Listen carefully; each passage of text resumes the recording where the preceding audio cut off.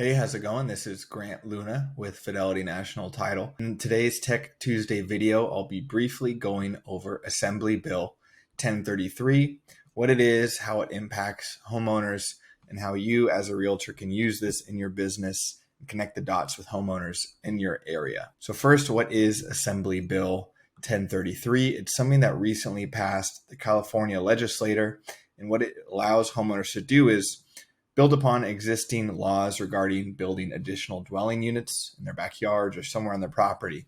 But now this will actually allow Californians to buy and sell ADUs as condominiums. So this is something that's recently rolled out. So a lot of the nuts and bolts of how this will work, how this will impact title, lending, etc., will be rolled out with time, but still something for homeowners in your area to be aware of moving forward.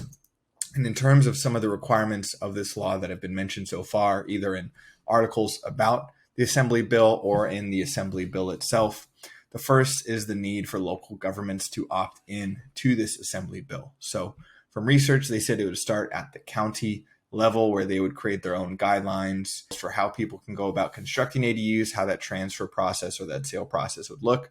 And then after the counties would create their own guidelines about this Assembly Bills and move to the city level, they would come up with their own guidelines as well. So you could either choose to just grandfather in the county laws or create their own. So somewhat similar to the new rent control laws that were passed, I believe, last year. The second is that homeowners must notify utility providers of a separate conveyance of that property. So that can be things like sewage, electric, trash, etc. Notifying them that there's a separate unit on here that will be sold separately from the property if they do decide to sell that property. The third thing that I saw in an LA Times article that I'll link in the description was that those properties would need to form a homeowners association to take care of things like the backyard, shared spaces, etc., as well as a separate property tax for both of those properties. It wasn't explicitly mentioned whether this new property tax, essentially an assessed value, would be placed on that ADU at the time of construction, or whether that would be at the time of that initial sale of that ADU as a condo, which would establish an assessed value for that property. But overall, these two properties would need to have their own separate property tax.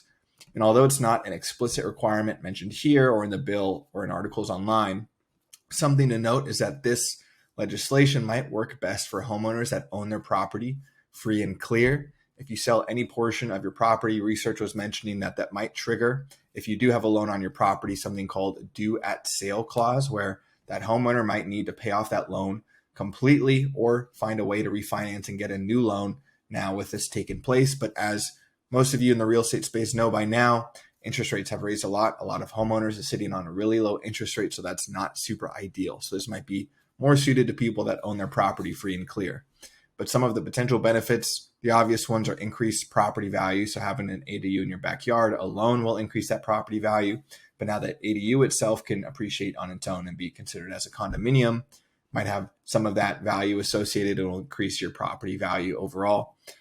LA Times article also mentioned a really good subset of people like retirees who are looking at a future of Social Security or maybe just fixed income, but they might not have a ton of income moving forward. But what they do have is a house that has appreciated a ton.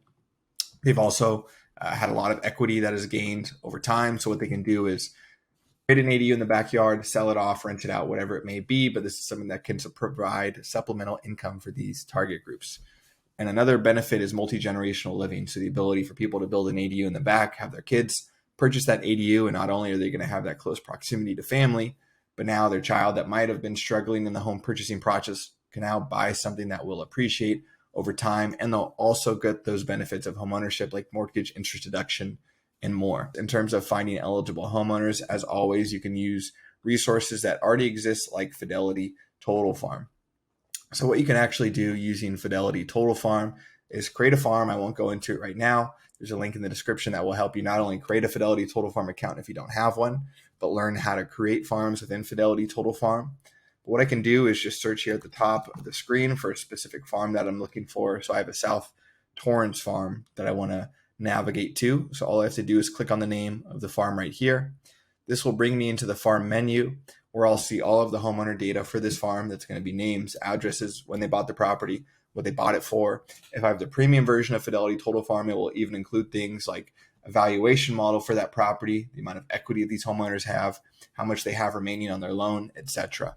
So right now, this entire farm is 3,000 records. So this is just everyone that owns a property in area 129 of South Torrance. So let's say that I want to specify, get a little bit more niche with my marketing and find people that would be eligible for Assembly Bill 1033. So those would be people that likely own their property free and clear, that have a small house relative to their lot size, so they have room to build moving forward. So what I can do is navigate to this complete farm here, and to find people that might own their property free and clear, those would likely be people that have owned their property for at least 30 years or somewhere close to 30 years, since most loans are likely 30 years or more. So what you can do is select this Farm Filters tab at the top of the screen, and keep note of the bottom number. Initially it was 3,000 records. Now it's 473 records. That's because there's this filter applied once you select Farm Filters, and this filters drop down. So right now this is the Focus Farm filter. But what we will look for is empty nester. So we'll select empty nester here, 25 plus. So now this is going to give me the data for people that have owned a property in South Torrance for 25 plus years.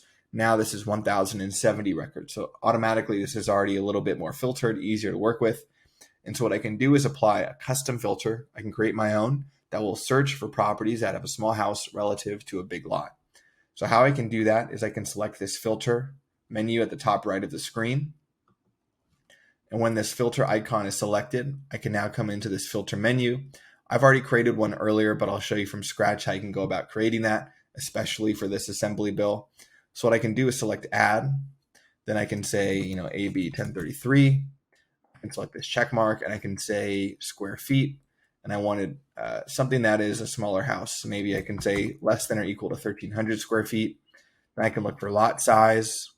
In each filter I add, I can press this plus button. It'll allow me to add an additional feature. So I want 1,300 or less square feet on the house, and in the lot greater than or equal to 6,000. One other thing I can search for is a use code description. Maybe I just want to make sure these are single family residences. So I can say use code equals single family residential. Maybe I want to avoid condos, fourplexes, triplexes, etc. So now I have these filters selected. I can select save. I've already done that though, so all I have to do is select this filter here, select apply, and now it's going to filter this data down even more. So now it went from 3,000 records, that's a lot to deal with, now to 98 records in the South Torrance farm. These are people that have lived there for 25 plus years, so they likely own their property free and clear. At the same time, they have a small house relative to a big lot. They might also be closer to retirement age as well, so they could benefit from that supplemental income.